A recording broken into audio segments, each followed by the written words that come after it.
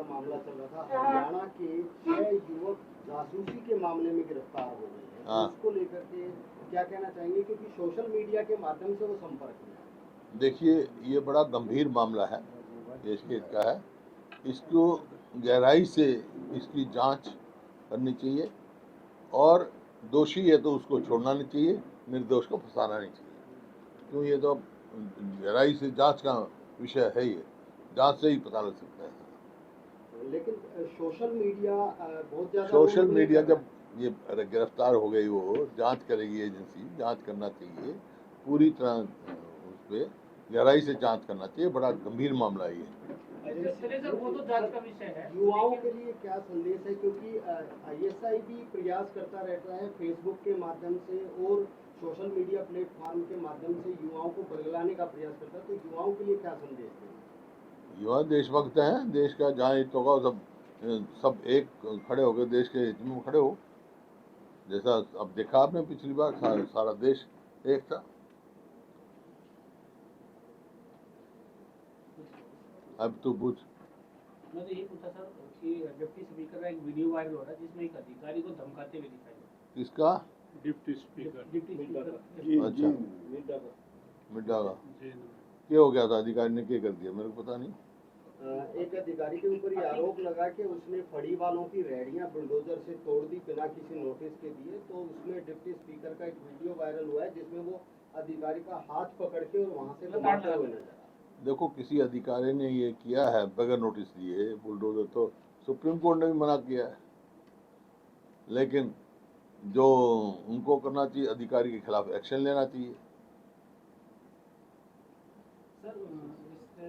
कानून स्वयं हाथ में लेने के बजाय अधिकारी के खिलाफ एक्शन लेना चाहिए। इसमें सवाल ये बनता है वैसे कि इस तरह से जो अधिकारी हैं वो मर्यादा से हट करके नेता लोग इस तरह से कर रहे हैं, जो सत्ता पक्ष के लोग हैं। मैंने क्या कहा?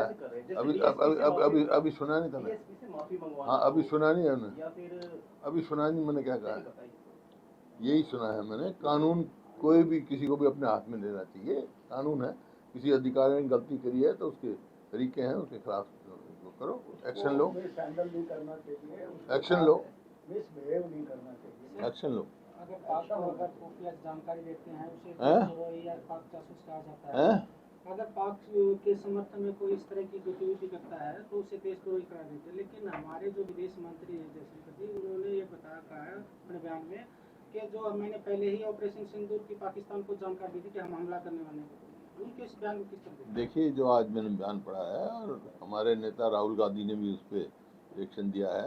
इसी वास्ते आपको याद होगा पिछली बार आया जब मैंने भी कहा था, ये मांग रखी थी कि भाई कई सवाल उठते हैं, तो इस वास्ते पार्लियामेंट का स्पेशल सेशन बुलाया जाए ताकि हिंदुस्तान के लोग जानना चाहते हैं असलियत क्या है। अब पहले ट्रंप कुछ कह रहा था, आज ट्रंप ने और कुछ कह दिया।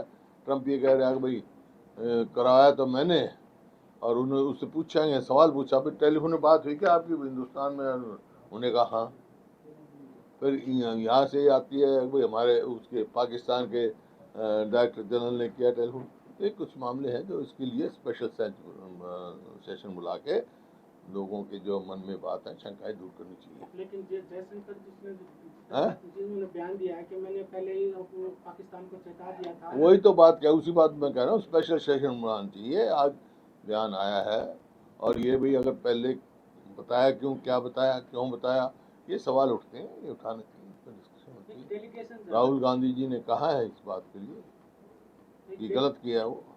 एक सर्वदलीय डेलीगेशन जा रहा है अलग अलग देशों में ये बताने के ऑपरेशन सिंदूर के बारे में, उसमें जो कांग्रेस के एक नेता को बनाया गया था। ये सब आ चुका है अखबार में, AICC का रिएक्शन आ चुका है। और बोलो, और कौन क्या कह रहा है? तीन नेता पंजाब भाखड़ा नंगल डैम में अब पानी का जल स्तर बढ़ना शुरू हो गया है, लेकिन फिर भी पानी देने से इनकार किया जा रहा है। ऐसा ही मैं पहले ही कहा था, सब ये सारा खेल 21 मई तक का है। 21 मई तक, 21 मई के बाद तो वैसे ही मतलब फिलिंग पीरियड शुरू हो जाता है, भराई का सीजन शुरू हो जाता है, पानी आएगा ही। लेकिन जो ये रखा है इन्होंने, ये हमारी कमजोरी है। हमारा आज तक हक नहीं रुका था, कोई पंजाब का हक थोड़ा ही ले रहे थे हम। भाई जब आपके भाखड़ा मैनेजमेंट बोर्ड में एक चेयरमैन होता है, 2 परमानेंट मेंबर। जो परमानेंट मेंबर है इरिगेशन का, वो सदैव हरियाणा का होता है। अब कई साल से है ही नहीं।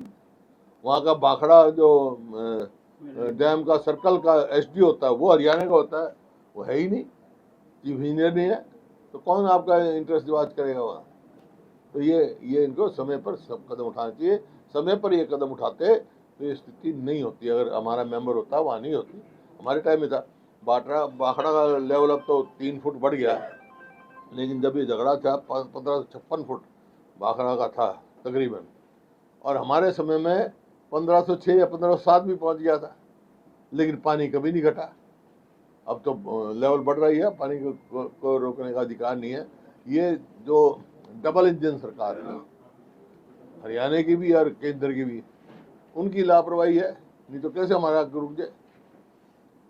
क्या आप इसे प्रदेश सरकार की नेग्लिजेंसी मानते हैं कि 1 महीने से ज्यादा का वक्त निकाल दिया है, बात में काम किया है? ये तो 1 महीने के पहले भाई कई साल से वहाँ हमारा है ही नहीं, कोई मेंबर ही नहीं है इरिगेशन का, और किसकी वो है। समय पे अपने अफसर लगाने चाहिए, अपना ध्यान रखना चाहिए। हमारे समय में हमने एसडी और ओवरसीयर भर्ती करे भाखड़ा मैनेजमेंट बोर्ड में, 11 सालों के एक नहीं करा इन्होंने। सर, मुख्यमंत्री का कहना है कि बीजेपी जो कांग्रेस जो है अपना नेता प्रतिपक्ष नहीं चुन पा रही, जिसके चलते ना काफी दिक्कतें हो रही है और भर्तियां भी नहीं हो पा रही। वो अपना बताया ना किसकी चल रही है, कौन चला है। मैंने कहा था वो गुरु जी को नाराज ना कर देना, अपना मुख्यमंत्री जी को कहा था मैंने, गुरु की चल रही है, चेले की चल रही है, बस फिर अपना अपना देख ले वो। सर, जेजेपी ने स्टेट कार्यालय बनाया है रोहतक में, और ये कहा जा रहा है कि इनेलो भी जो है रोहतक में ही तलाश रही है अपनी जमीन, राजनीतिक जमीन है। इनेलो भी रोहतक में ही तलाश रही है राजनीतिक जमीन, तो किस तरह से देखती है? जो इनेलो तो जाली है, पहले भी यही इनेलो थी, जब यहाँ यही था उनका स्टेट का ऑफिस, सभी के दफ्तर यही थे पहले। सभी के दफ्तर यही थे, कोई नई बात नहीं। रिकॉर्ड की बात ये है, ये दफ्तर खोला है ना, ये कब्जा कर रखा है, जमीन पे कब्जा कर रखा है।